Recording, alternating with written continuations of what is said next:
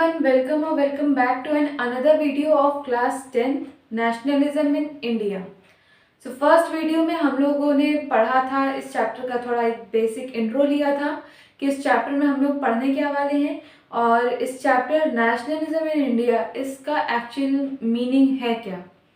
So today we are going to study about world war 1. हम उसके बारे में पढ़ेंगे नहीं कि कैसे हुआ, क्या हुआ, ये सब नहीं पढ़ना है. स्पेशली इसका इम्पैक्ट इंडिया पे क्या पड़ा और इसने कैसे नेशनलिज्म यानी कि a feeling of love and proud for our country, so ये इसको कैसे बढ़ावा दिया. अब आप कहोगे कि नेशनलिज्म इन इंडिया ये तो एक वर्ल्ड का टॉपिक है, इसको हमें मतलब ये इंडिया को कैसे अफेक्ट कर सकता है. कर सकता है क्योंकि जो ब्रिटिशर्स थे इन्होंने नेशनल जो ये वर्ल्ड वॉर था इसमें पार्ट लिया हुआ था और वो लोग इंडिया में रूल कर रहे थे. सो कहीं ना कहीं India is also connected with world war 1. सो इसका क्या इम्पैक्ट पड़ा हम इस वीडियो में जानेंगे. ठीक है. वर्ल्ड वॉर 1 हमारा 1914 टू 1918 तक था. So it created new economic, political and social situation around world. World war 1 की वजह से नई इकोनॉमिक मीन्स आर्थिक, पॉलिटिकल मीन्स राजनीतिक और सोशल मीन्स सामाजिक situations all over the world, सिर्फ कंट्री नहीं पूरे वर्ल्ड में ऐसी सिचुएशंस बन गई थी. ठीक है. इन जो हमारा वर्ल्ड वॉर 1 था उसमें ब्रिटेन ने भी पार्ट ले रखा था, तो उसके पार्ट लेने की वजह से इंडिया में भी बहुत एडवर्स इफेक्ट पड़े, मतलब बहुत बुरे इफेक्ट पड़े. और वो कौन कौन से थे. So impacts of World war 1 on India. पहला जो था टैक्स इंक्रीज. अब उन लोगों ने पार्ट ले रखा था तो उनको चाहिए थी वेपन्स की ज़रूरत. वेपन्स कैसे आएंगे? पैसे से. पैसे कैसे आते? वो उन्होंने जो जगह जगह अपने पूरे वर्ल्ड में कॉलोनीज बना रखी थी. कॉलोनीज क्या थी? जहाँ जहाँ ब्रिटिश एम्पायर था, जहाँ जहाँ ब्रिटिशर्स रूल कर रहे थे, जैसे इंडिया, यहाँ पर ये लोग रूल कर रहे थे तो ये इनकी एक कॉलोनी थी. तो वहाँ से ये लोग पैसे लाते थे. पैसे कैसे लाते थे? By increasing tax. So India में भी इन लोगों ने टैक्स इंक्रीज किया. So first point is tax increase. British government raise taxes, custom duties, tax बढ़ा दिया, कस्टम ड्यूटीज बढ़ा दी. क्या कस्टम ड्यूटीज क्या होती हैं? वो टैक्स होता है जो किसी भी गुड्स को इम्पोर्ट या एक्सपोर्ट करने में लगता है. सो वो टैक्स भी उन लोगों ने बढ़ा दिया. इनकम टैक्स भी बढ़ा दिया टू फाइनेंस वॉर एक्सपेंडिचर्स. मैंने आपको बताया कि जितना भी खर्चा आ रहा था वर्ल्ड वॉर 1 में, वेपन्स का, पर्सन्स का, जितने भी सोल्जर्स थे उनका खर्चा आ रहा था, खाने पीने का खर्चा आ रहा था, वो सब कैसे बढ़ा रहे थे? इन कॉलोनीज से. और स्पेशली इंडिया में, हम लोग इंडियन से, इंडिया के बारे में पढ़ रहे हैं, तो इंडिया में क्या इफेक्ट था? उन्होंने टैक्स बढ़ा दिया. किस लिए? वॉर एक्सपेंडिचर्स को के खर्चों को पूरा करने के लिए. ठीक है. Now the second point was forced recruitment. Forced recruitment क्या था? जबरदस्ती किसी को आर्मी में भर्ती करना. मतलब पढ़ते हैं हम कि villagers and farmers were forcibly recruited, ये सी है, recruited to the British army. जो ब्रिटिशर्स थे उन्होंने फोर्स रिक्रूटमेंट, वो लोग फोर्स रिक्रूटमेंट कर रहे थे. क्या करते थे इसमें? जो ब्रिटिशर्स थे उन लोगों ने विलेजर्स को और फार्मर्स को ज़बरदस्ती ब्रिटिश आर्मी में भर्ती कर रहे थे. क्यों? क्योंकि उनको वॉर में सोल्जर्स की भी ज़रूरत थी, वेपन्स चाहिए थे, और वेपन्स के लिए पैसे चाहिए थे, तो उन्होंने टैक्स बढ़ा दिया. और उन्हें सोल्जर्स की भी बहुत ज़रूरत थी, इस वजह से वो लोग फोर्स रिक्रूटमेंट कर रहे थे. मतलब वो लोग ज़बरदस्ती लोगों को आर्मी में भर्ती कर रहे थे ताकि आओ और हमारे यहाँ पे जंग लड़ो जा करके. ठीक है. एंड नेक्स्ट थर्ड पॉइंट है सबसिस्टेंस क्राइसिस. सबसिस्टेंस क्राइसिस क्या होती है?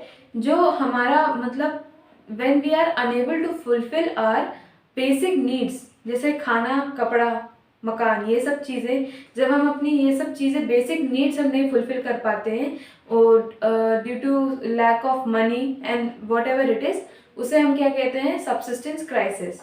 So rise in prices of food. Tax बढ़ा था जिस वजह से खाने के दाम बढ़ गए थे. मतलब ये लगभग रेशियो हो गया था कि जो उस टाइम पे, मतलब अगर बिफोर 1913, मतलब अराउंड 1914 टू 18, अगर आपको 1 किलो प्याज 10 रुपये में मिल रही है, सो अब वो सीधा 20 रुपये मिलेगी. मतलब वो सीधा सभी के रेट डबल होते जा रहे थे. ठीक है. So rise in prices of food and other essential things. Other essential things आप लोग जानते हैं, जो भी नॉर्मल चीज़ें हमको हमारी डेली लाइफ में फूड के अलावा और लगती हैं, वो सारी चीज़ें due to world war one. और सिर्फ वर्ल्ड वॉर वन की वजह से नहीं, सारे फूड स्पेशली फूड प्राइसेस नहीं बढ़े थे, और भी रीज़न थे। इसका था इंडस्ट्रियल लॉस। इंडस्ट्रियल लॉस मतलब कि इंडस्ट्री, जितना भी इंडस्ट्रियल सेक्टर है इंडिया में, उसमें लॉस होना, बहुत भारी लॉस हुआ था। अब कैसा लॉस कि मान लीजिए इसमें कहीं ना कहीं वर्ल्ड वॉर वन भी है। अब आप लोग अगर ब्रिटिशर्स ज़बरदस्ती इंडियंस को आर्मी, ब्रिटिश आर्मी में लेकर के जाएंगे, तो यहाँ पर भी तो लेबर्स की कमी होगी। इंडिया को कौन देखेगा वहाँ, तो यहाँ की इंडस्ट्रीज़ को कौन देखेगा। So it is one of the factors of industrial loss also. ठीक है। और नेक्स्ट है क्रॉप फेलियर। उसी साल क्रॉप फेलियर भी हो गया, किस्मत से मतलब बदकिस्मती से मौसम ने भी साथ नहीं दिया, और due to other reasons also crop failure, यानी कि फसल भी उस साल की खराब हो गई। एंड इन्फ्लुएंजा एपिडेमिक, जैसे अभी कोविड है वैसे उस टाइम पे एक इन्फ्लुएंजा एपिडेमिक था, यानी कि एक महामारी आ गई थी जिस वजह से खाने पीने की कमी पड़ गई थी। About 12 to 13 million people were died at time, मतलब कि लगभग 12 मिलियन या 1 करोड़ 20 lakhs अराउंड, इतने पीपल मर गए थे ड्यू टू इन्फ्लुएंजा एपिडेमिक, यानी कि महामारी थी वो। सो अब आपका क्वेश्चन इस टॉपिक से आपसे बस इतना ही पूछेगा that what were the effects of World war one in India. ठीक है, आपको ऐसे ही पॉइंट्स बना करके लिखना है, so you would get some good marks. मतलब अगर आप ये क्वेश्चन आपको सिर्फ 3 मार्क्स में ही पूछेगा, ऐसा होता है। अब आप लोगों में तो अगर वो नहीं है, ऑब्जेक्टिव है, लेकिन अगर सब्जेक्टिव हुआ तो ये आपसे 3 मार्क्स में ही पूछेगा। और क्या क्वेश्चन होगा कि impact, what was the impact of World war in India. आप 3 मार्क्स का है तो मिनिमम आपको 3 पॉइंट्स लिखने हैं। अगर कोई क्वेश्चन 5 मार्क्स का आता है तो आपको मिनिमम 5 मार्क्स लिखने होते हैं। सो यहाँ पे सिर्फ आपसे 3 मार्क्स में ही पूछेगा। ऐसे आप शॉर्ट हेडिंग्स बनाइएगा आंसर में, सो आपका आंसर और अट्रैक्टिव लगेगा। और किसी भी पॉइंट का रीज़न लिखने स्टार्ट पहले एक छोटी सी ऐसे स्टार्टिंग लाइन लिख दीजिएगा, इससे आपका आंसर और ज़्यादा अट्रैक्टिव लगने लगेगा। लाइक मैंने लिखा है, created new economic and political and social situation around the world. So this was all about world war one. Next video में हम लोग पढ़ेंगे कि अबाउट सत्याग्रह गांधी जी ने लॉन्च किया। अच्छा, आप लोगों ने अब कहीं से आप लोगों ने इस चीज़ को लिंक किया कि ये इंडियंस के अंदर पैट्रियोटिज्म यानी कि नेशनलिज्म की फीलिंग कहाँ से लाया। ब्रिटिशर्स के खिलाफ उनके मन में और भी बुरे भाव उत्पन्न हुए। कैसे? पहला तो फोर्स्ड रिक्रूटमेंट। अगर आपको ज़बरदस्ती कोई आर्मी में भर्ती करेगा, आपका मन नहीं है, सो आपको उस आदमी पर गुस्सा आएगी। और इंडियंस के साथ ये कौन कर रहा था? ब्रिटिशर्स। नेक्स्ट है, एक है टैक्स इंक्रीज। टैक्स इंक्रीज कर देंगे। अब आज ही है, अगर कोई भी गवर्नमेंट आती है और वो टैक्स बढ़ा देती है तो हमें रहने में, खाने में, हर चीज़ में दिक्कत फेस करनी पड़ती है। सो वही चीज़ थी, और हम अपने आप उस गवर्नमेंट को हटाने की उस पर रहेंगे। तो किसी भी गवर्नमेंट, कोई भी गवर्नमेंट होगी, यही काम ब्रिटिशर्स भी कर रहे थे, जिस वजह से इंडियंस बहुत ज़्यादा गुस्से में थे। और यही सब चीज़ों की वजह से ऐसा नहीं था सिर्फ किसी एक क्लास को परेशानी हो रही थी। टैक्स बढ़ रहा था, टैक्स बढ़ा। यहाँ पे देखिए कस्टम ड्यूटीज बढ़ाई जाए। कस्टम ड्यूटीज मैंने बताया ना, इम्पोर्ट एक्सपोर्ट में।